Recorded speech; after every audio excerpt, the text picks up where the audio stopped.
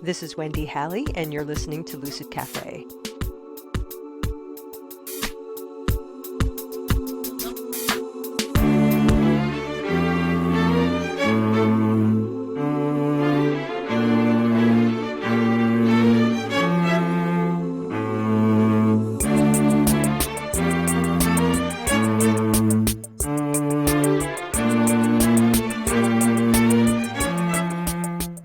Aloha. Thanks for tuning in. I want to get right to today's guest. I think his message is the perfect medicine as we enter a brand spanking new year, after a handful of not-so-fun years. As you know, life presents each one of us with a variety of challenges, and my guest, Kevin Hancock, is a sterling example of how walking directly into a challenge can bring unexpected and extraordinary gifts and growth. Kevin is an award-winning author and speaker. As the CEO of Hancock Lumber, Kevin struggled to guide the 2-century-old lumber company through the 2007 collapse of the housing market, only to lose some of his voice to the rare neurological speech disorder, spasmodic dysphonia. This experience sent him journeying more than 20 times to the Pine Ridge Indian Reservation in South Dakota in search of voice recovery through self-reflection and immersion in nature. While at Pine Ridge, he met an entire community that felt a piece of their authentic voice had been taken or stolen from them, helping him to realize there are lots of ways to lose one's voice in this world. From this experience, Kevin came to see life as a quest for self-actualization. His first book, Not for Sale: Finding Center in the Land of Crazy Horse, won 3 National Book Awards. In 2020, his book, The Seventh Power: One CEO's Journey into the Business of Shared Leadership, was published. And his most recent book, and the subject of today's conversation, is called 48 Whispers from Pine Ridge and the Northern Plains, and is a hybrid of sorts, part photography and part thoughts for reflection, heightened self-awareness, and human advancement. I really, really enjoyed talking with Kevin. I hope you enjoy it too. Thank you, Kevin, for coming on the show. Yes, I'm super happy to be with you, Wendy. Thanks for having me. Absolutely. So I'm curious about you and your story. I imagine you've had to tell your story quite a bit, but I'm hoping you wouldn't mind revisiting it with me today.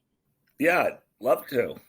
Love to. You have, it sounds like, a special relationship with the folks out at Pine Ridge, on the Pine Ridge Reservation, yeah? Yes, I do. I would love to find out how that came to be. Yeah, I never saw it coming, that's for sure. So I've got to back up a little bit.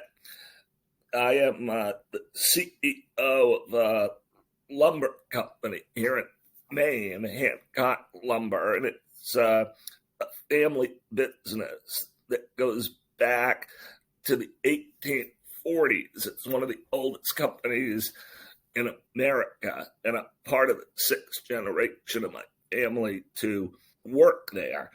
And in 2007, roughly, the national housing and mortgage markets collapsed, and that put a ton of pressure on companies in our industry. And I ended up internalizing a lot of that pressure as the CEO of the company. And that manifested in 2010 when I acquired a rare voice disorder, speaking disorder called spasmodic dysphonia that I'd never heard of, that affects only speech. It has no known cause and no known cure.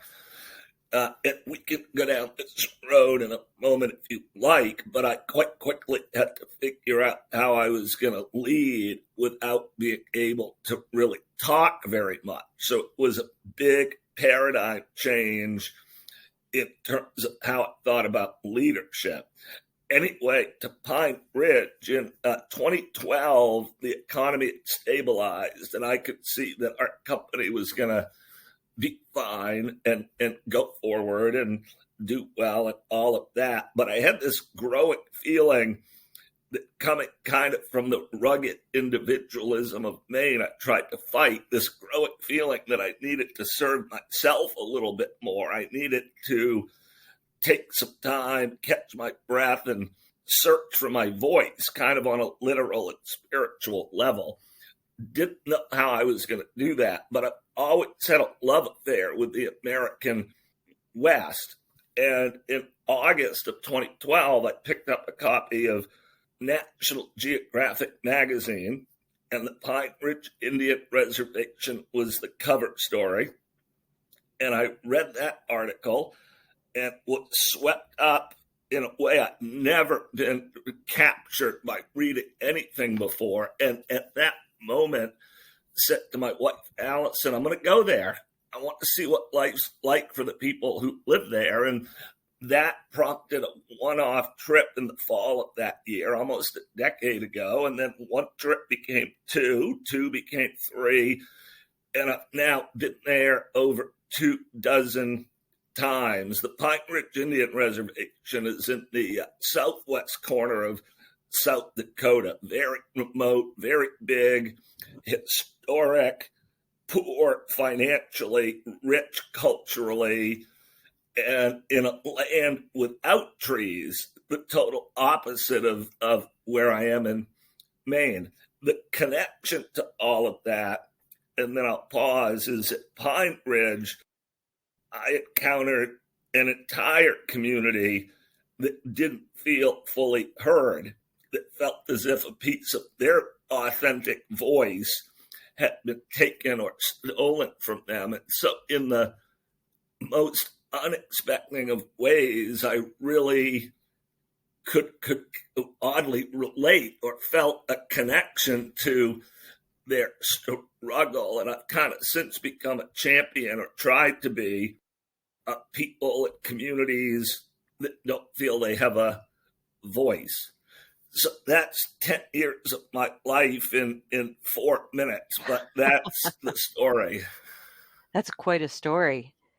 So it started as a healing journey. You wanted to go and you said, find your voice. Correct. And for me, that came to have two meanings. One, the literal healing of my voice disorder, but second, this belief that the root cause of the disorder was, or the ultimate healing of the physical disorder, was spiritual in nature. I felt like I had really kind of lost my sense of self in my corporate leadership role for our company, and I really needed to reconnect with the essence of who I was, separate from all of my roles, really find my own inner voice again. It turned out, even though I didn't intend it this way, but once I really began to learn a lot more about the spirituality, customs of the Sioux people, that it was a bit of a modern day vision quest I was on. That if you looked at the Sioux vision quest right, which was a critical component of their culture, was and is, my journey was checking like almost all the boxes of what a vision quest was meant to be about. So it was a bit of a modern day quest into a very different land, a very different culture, and something I was doing completely by myself. It was really a return to reconnecting with the essence of who I was. So when you had the idea to go to the reservation, what did you imagine might happen? What was the motivation for going there around this kind of vision quest experience that you were about to have? Yeah, great question. At first, I would say, scared in terms of what people would think about why I was going there. And there are, on both ends, my end and theirs, there are lots of valid stereotypes about white men from away going to places like Pine Ridge and having either the purpose or the outcome or both be dubious. And so and then here I am as the CEO back in Maine of a company. I'm in the prime of my career. And how do you explain to people how you're just leaving 2 or 3 times a year to go off to this remote Indian reservation? So at first, I lied. I made up an incorrect story. Really, in hindsight, I felt I needed a cause other than my own. So I said, well, I'll go there and see if we can help with their housing needs. Now, to be clear, I was interested in that, and I have done a lot to help with that, but that wasn't really the core thing that was bringing me there. It was a personal, spiritual quest, and over time, I started coming clean with that. I tell people now I go there. It's a place where I feel like I get more than I give. The people there and their culture have a lot to offer the rest of humanity, planet Earth, and modern society. And I've really become comfortable talking about that. Their community is often thought of as a past-based community, but what I really came to see is they, in my view, are carrying wisdom through, in large part, their intimate connectivity to nature, carrying wisdom that is desperately needed by humanity in the 21st century. Beautiful. All right. I'm curious about how you tiptoed in the beginning around that. So you go out there with this mission to help them with maybe some housing, which I'm sure they probably very much needed. Correct.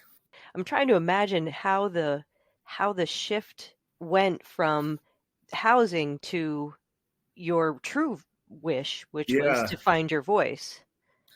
it was subtle and it took place slowly over time. And one thing I love about their culture, I have a dear friend there, for example, by the name of Catherine Great Day, who's actually Dakota from the Standing Rock Reservation, but she was living at Pine Ridge during the early years I went there, and she said to me one day after we'd known each other for a few years, she said, I love you, and the people here love you because I can see you have a good heart.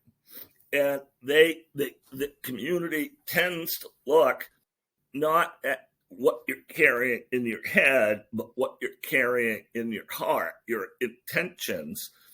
And once I simply spent enough time there and people got to know each other, the relationships blossomed the same way they do with all humans. It just took time in both directions to break down some of those preconceived barriers about who I was and who they were.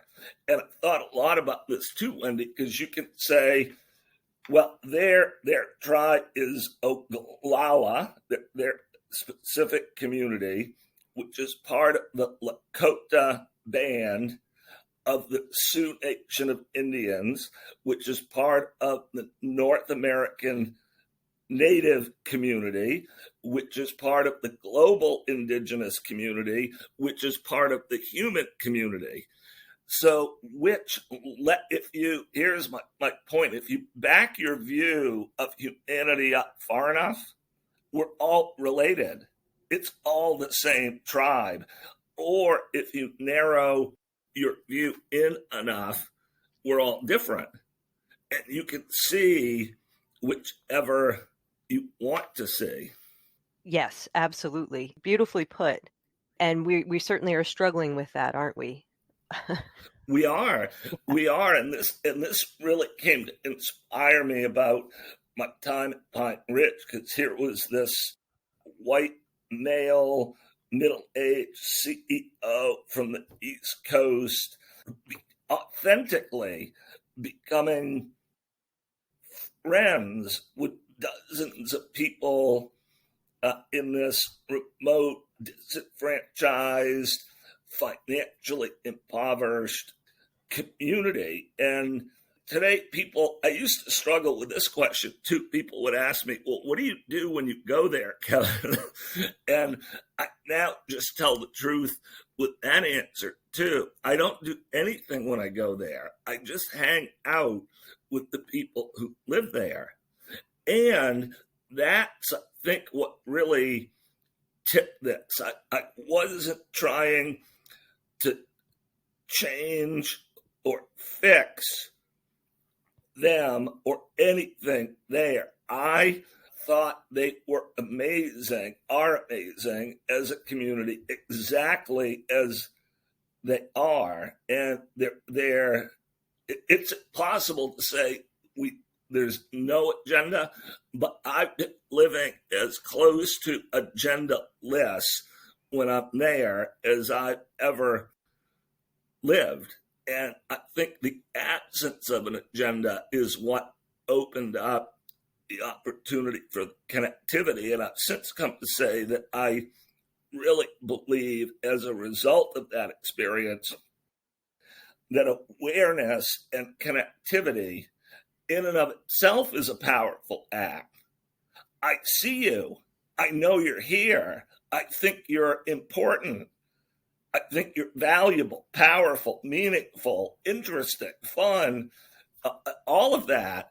And, the community needs economic resources, but it needs non-economic resources too. It needs that connectivity and respect and empowerment and love. And that's the part that really has become meaningful for me. Absolutely. And I'm imagining, because Native people have an inherent and justified lack of trust, that it probably took some time for them to see that you didn't have that agenda, because I think there's a romanticism that non-Native people have around Native culture. Yep. And that can kind of automatically set up an agenda if you're going into Indian territory. Yeah. At that time, was your voice completely gone, or was it very, very difficult to communicate, more than it is now? Or Yeah. Great question. So when I would go to Pine Ridge, my voice would get better. Oh, really?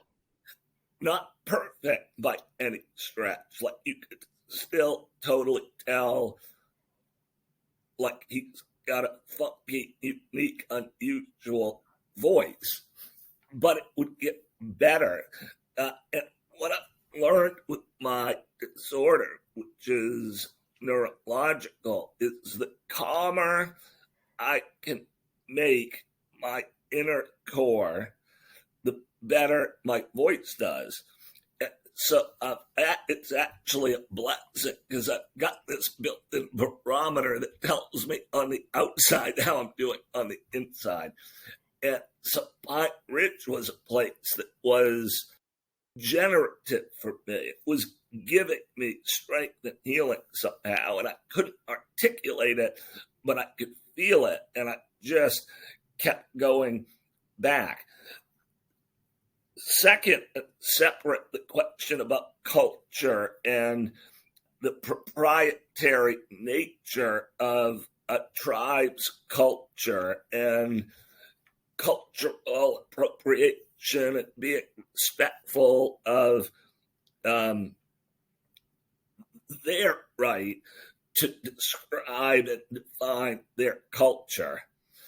So I'm super clear about this in my writing and in my books and my talks. I'm only ever describing their culture as I experienced it. And I'm carrying my own energy and background into that experience. But what really fascinated me and what I've concluded personally is the wisdom they've got that intrigued me is actually available to all humans. To acquire it, you needed to have lived intimately for a long period of time with nature. Their wisdom is in having dialed in to the rhythm with which nature flows. Now, how did they acquire that wisdom? It's because that's how they lived.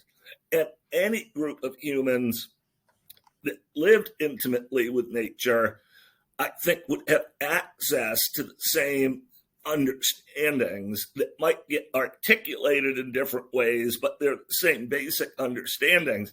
But most of us have abandoned that lifestyle and lost the connection. And so I don't believe personally they're carrying wisdom that's meant only for the Sioux.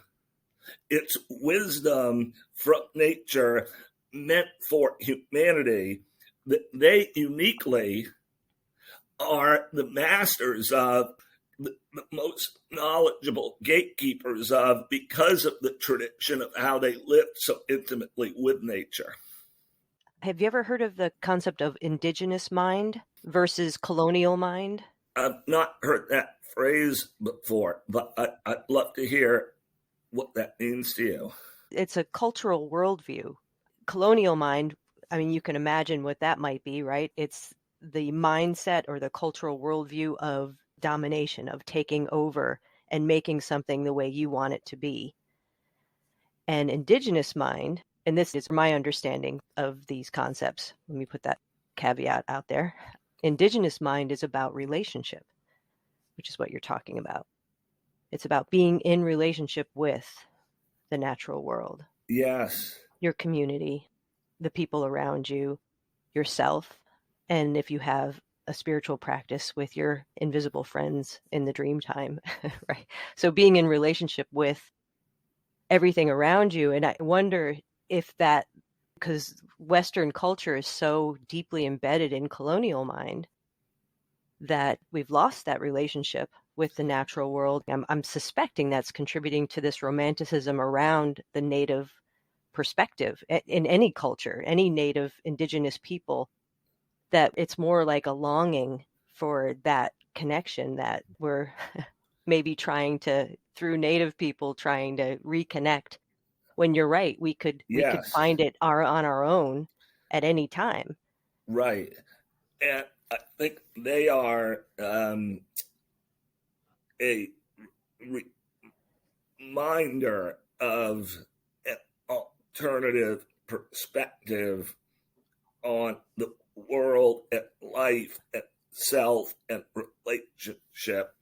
And that really attracted me to want to keep going deeper and learning more. Every time I would go to Pine Ridge, and still to this day, I end by leaving the reservation and then spending several days alone in the wilderness on the northern plains, in the Black Hills, or somewhere around it. And so I was really acquiring strength in two places.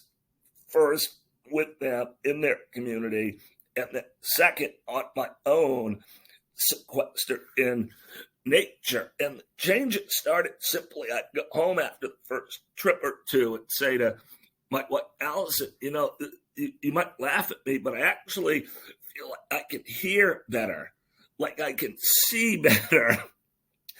And I really come to know it's true. It kind of makes sense. Yeah. Yes. And so then what I really got into is, can we start to bring some of this kind of energy back into the place of work, into, in my case, a very unexpected place, a lumber company in Maine. Could we start dishing out more more love, more understanding of our shared common humanity that binds us all? Could we give people at work a bigger voice? Could we help them come into their own voice? Could the loss of the partial loss of the CEO's voice actually be an invitation and a gift and a blessing to lead differently in a way that strengthens the voices of others? So I've now spent a decade trying to help facilitate that type of culture in our company across 600 employees at 16 sites in Maine and New Hampshire. And then I run back out west for personal renewal and more learning and more growth, and try to bring it back and keep sustaining it here. And that whole journey on both ends, the main end within the lumber company and then the Northern Plains end, have both been such a blessing. So out of this technically disability that was my voice condition came this great big life-changing gift. I can't even imagine what it must be like to work at your lumber company. And I'm a long time. Do you guys have an employee assistance program? An Yes. EAP? Yeah, I'm a long time EAP clinician. Oh, super cool. Besides having this wellness center here in Vermont. So workplace wellness is one of my jams. And to hear about what you're doing, can you talk a little bit about what you've actually incorporated into the culture in your workplace that has worked? Sure. The big tipping point is we changed the mission of the entire company. You know, I'm going to oversimplify this, but for centuries, employees existed to serve companies. And what we're after is to flip that. The company exists to serve the people who work here, not because they'll produce better results. That will happen. The performance of the company will actually improve. But we're interested in the people who work here because they're human beings and they've got amazing value way beyond what they can contribute to their employer. And I really think in the 21st century that corporations have to advance humanity. That's the mission. Now, how do you do that? You have to do it one human at a time. So where are you going to do it? You have to do it where humans hang out. And where do adult humans hang out? They hang out at work. So, you know, so many people spend a big chunk of their life working. So we talked today about being an employee-centric company where the first priority, we have multiple priorities, but the first is the experience of the people who work here. And the goal is simply to help them self-actualize at work, come into their own voice and feel safe and valued and sacred and heard. And people say, well, how do you do that? Isn't that hard? And having spent a decade on it, here's what I would say. No, it's not hard. Creating a culture where people feel intimidated and forced to be quiet and forced not to be themselves, that's hard. That takes constant work. You've got to set up all kinds of management systems. That's hard. You're right. Freeing people to speak with their own voice, that makes management and leadership exponentially easier. I cannot tell you how much easier leadership has gotten here once we chose to share it and disperse it and simply meet people where they are. I wrap that up with this simple thought, because for me it summarizes it. It's that idea that nothing has to change in you for you to be amazing. You don't have to pick up so many widgets or sell so many things. We'll try to do that stuff together, but from a whole different platform of engagement. If we never make another widget, you're amazing. It's such a simpler platform to engage people that way. Yes, it is. I think we need to clone you, Kevin. Because you know how a workplace culture starts with leadership, right? Correct. The leader's setting the tone for that culture. It sounds like you're doing a really splendid job of creating a culture that's relational. It's about connecting with one another. And then the byproduct is probably people are content and they feel respected, and there's probably more kindness, and therefore they're highly productive. Yes. No, right. We've been now 8 years in a row best place to work in Maine, and our engagement score, we survey engagement every year through a third party, confidential, safe for our employees, and it runs about 90%. So about 9 out of 10 people who work in our company will define their experience as meaningful and engaging. Gallup polls will tell us that nationally at work, the average is about 34%. 1 out of 3 finds their job more than just a paycheck. And Gallup goes on to talk about the economic cost of that. But what captures me, and I know you, Wendy, is what's the human cost of that? People who work decades in the course of a lifetime. They put a huge part of who they are into work. And for that to only be an economic exercise in the 21st century is silly and unnecessary. This is not the Industrial Revolution anymore. It doesn't need to be that way. But we've got to change our paradigms in terms of, to me, it gets back to what I said to your first question on the subject. What's the purpose of work? Companies get whatever they prioritize. They pretty much get whatever they prioritize. So if your company does not have a dynamic, inclusive, engaging, uplifting culture, it's only because the leaders of that company aren't making it a top priority. That's the only reason.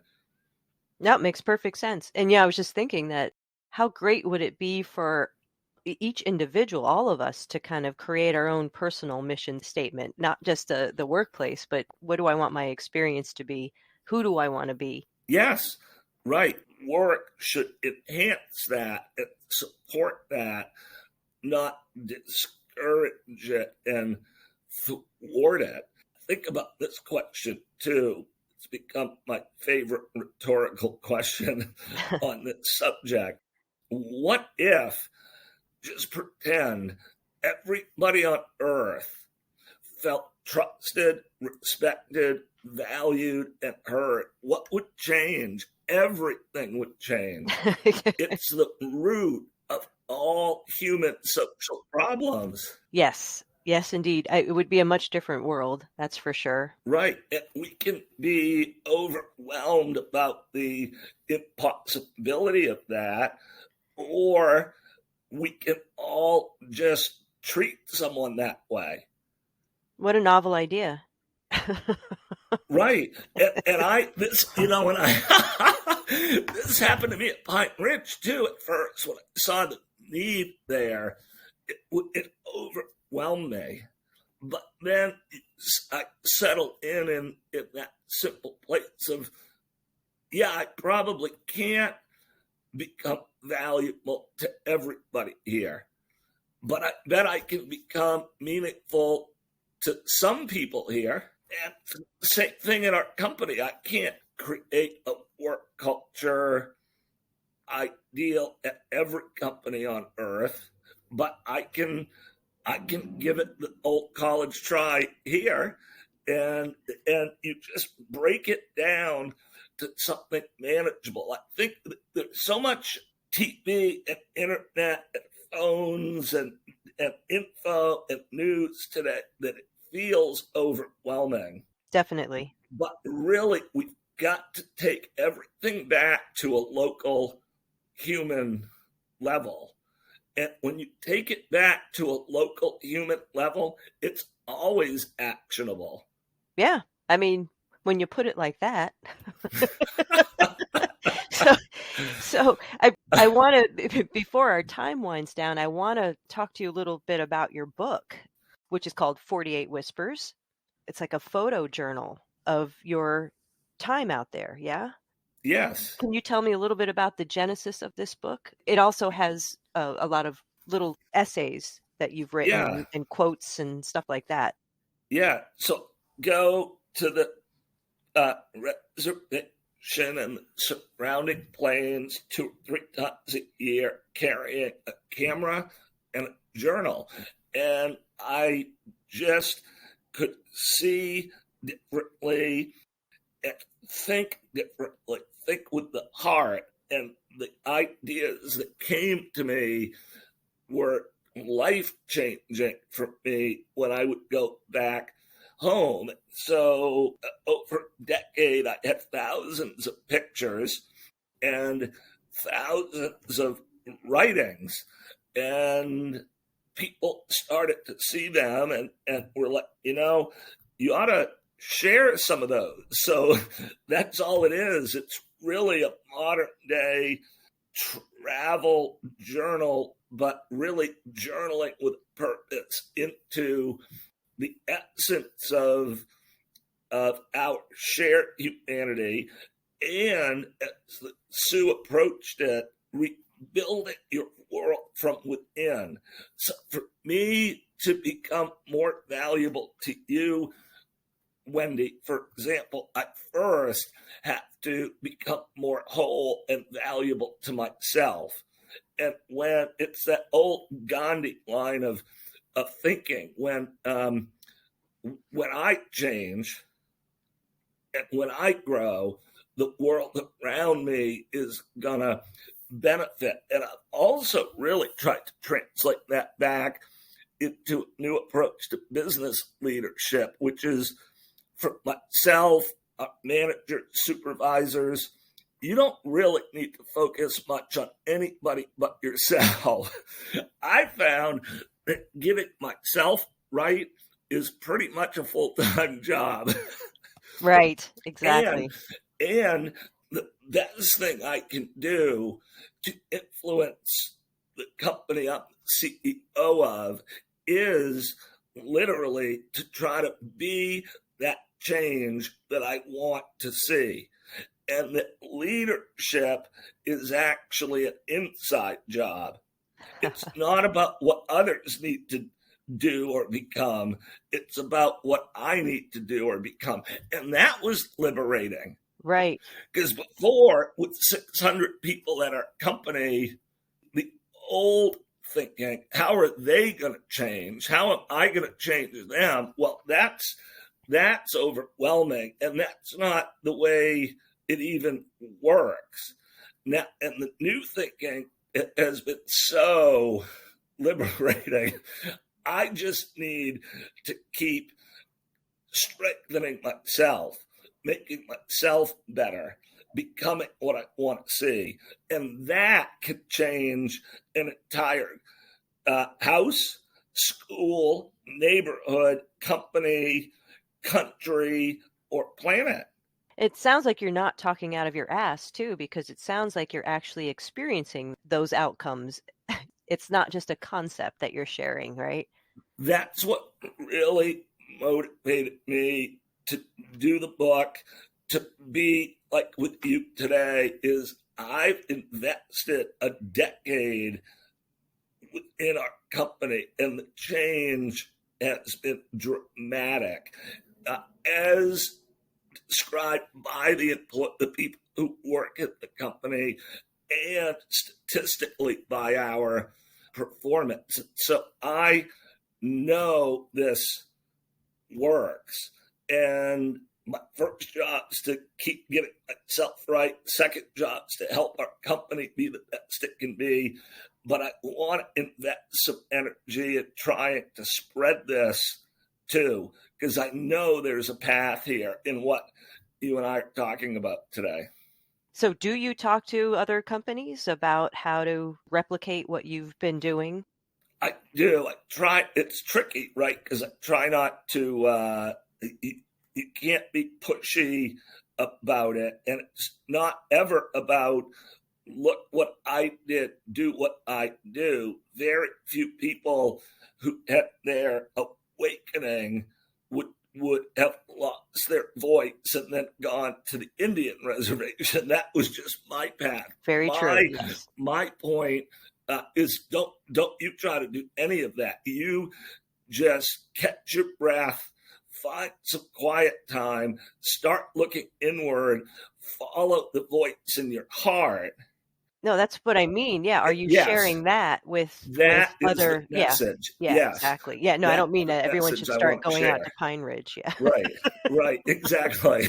No, I'm sure they wouldn't appreciate that. Right. No, yeah. So what I'm curious about is, if you don't mind, I mean, I don't know if this is too personal or not, but do you have a spiritual or a bigger understanding of why this whole voice thing happened to you? Yeah, I do. It was ego.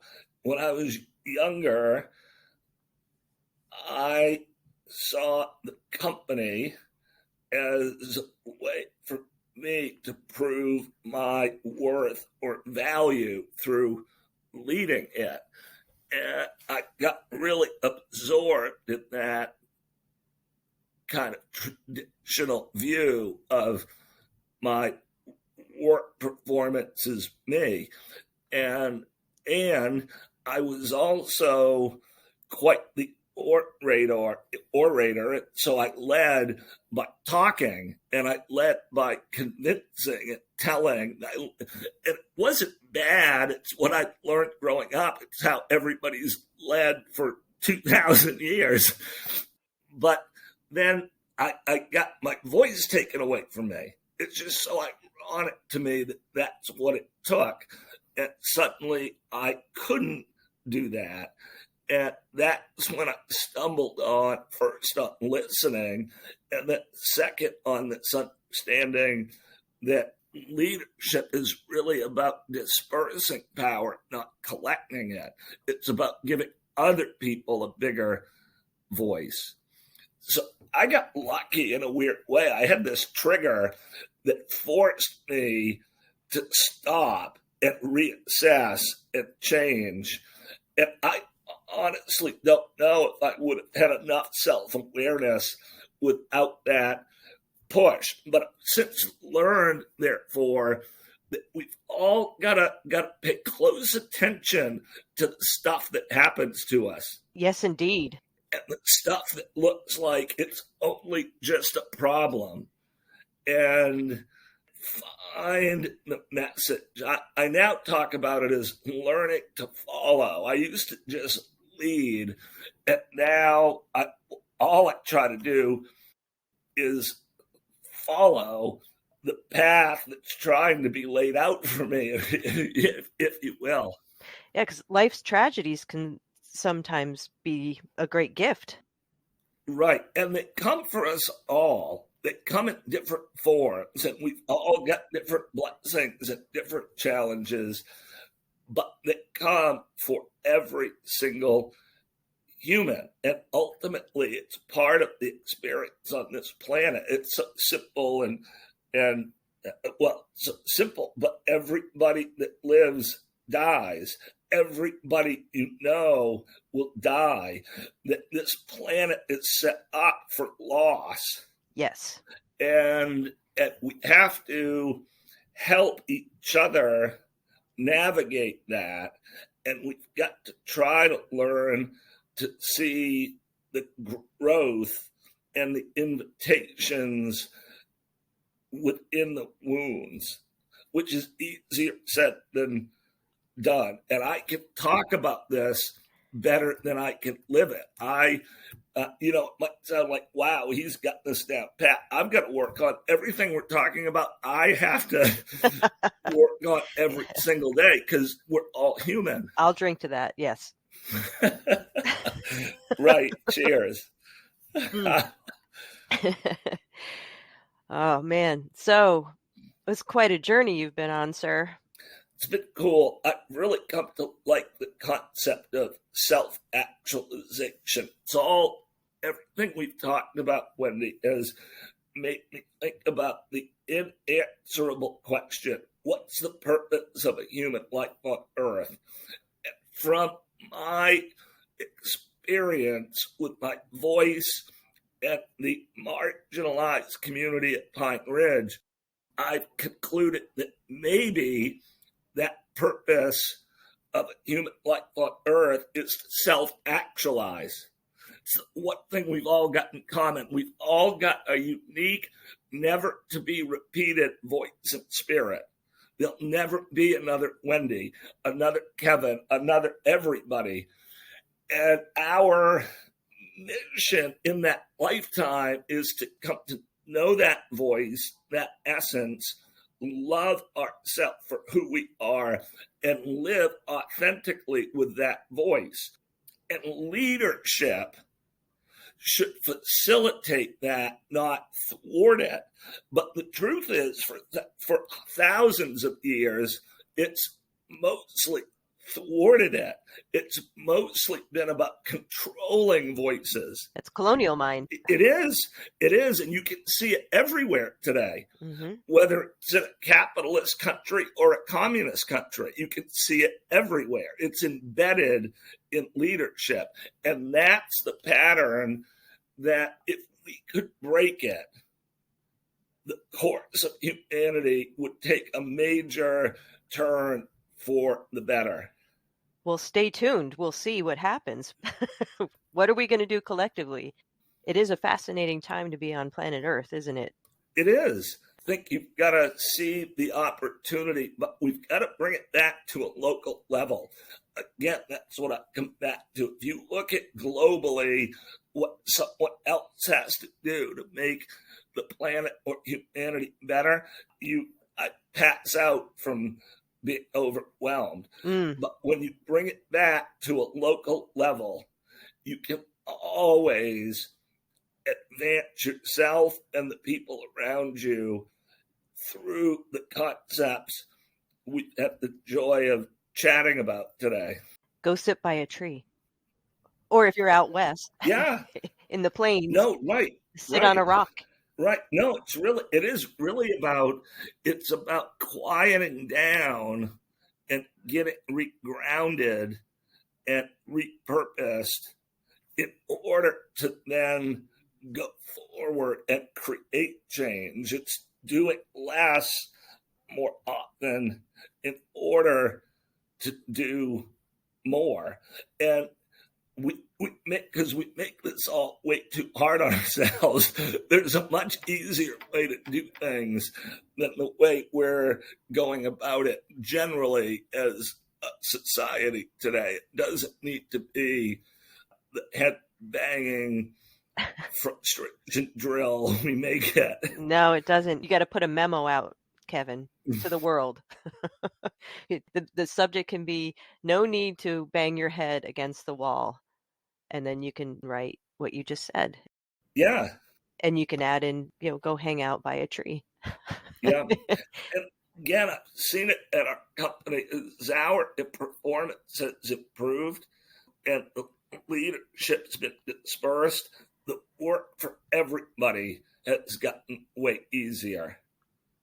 like, you won't believe this, you will, but some wouldn't. I can't remember at this company the last time I saw somebody get frustrated or raise their voice, or I don't even see that anymore. Wow. When you get rid of ego and set a simple goal, which is here, we're going to honor everybody that works here, that solves a lot of problems. Yeah, you do make it sound like it's an easy thing to do. I don't think it's that kind of easy, because I imagine you can bump up against people who might resist, Yeah. especially in leadership positions. They may not want to give up that level of control or power that they think they have, or they do have. But if you were to present it in the way that you're presenting it, it sounds like it would be stupid not to. Right? Well, that makes me feel good. And we don't want to be stupid. Right. Let's not be stupid. Right. That's a tall order, let's not make it harder than it has to be. Yeah, exactly. Yeah. Well, Kevin, this has been just a wonderful conversation for me. I really appreciate chatting with you and hearing your story. I didn't really know what your story would be like. It's been quite a journey. Like I said before, there's a lot of humility that comes with that sort of ego dismemberment, right? You sort of break down who you thought you were, and then you're rebuilding yourself, and you're realizing like, oh, well, I guess I'm not that guy, huh? That's so well said. Yes.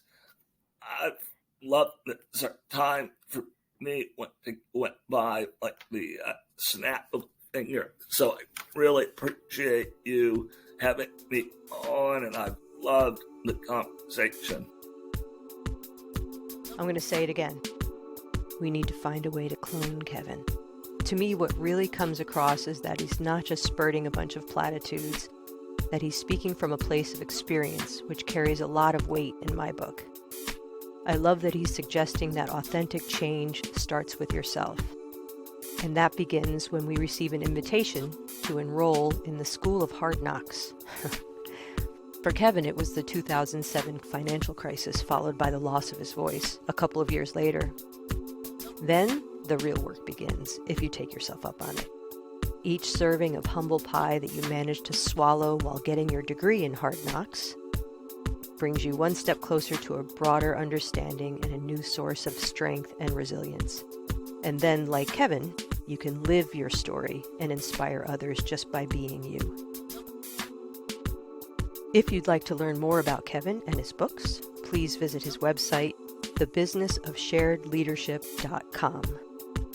Thank you so much for listening and for supporting the podcast in whatever way you can, by giving it a positive review, letting others know about the show, making a donation, or by checking out the new offerings at the Lucid Path Etsy shop.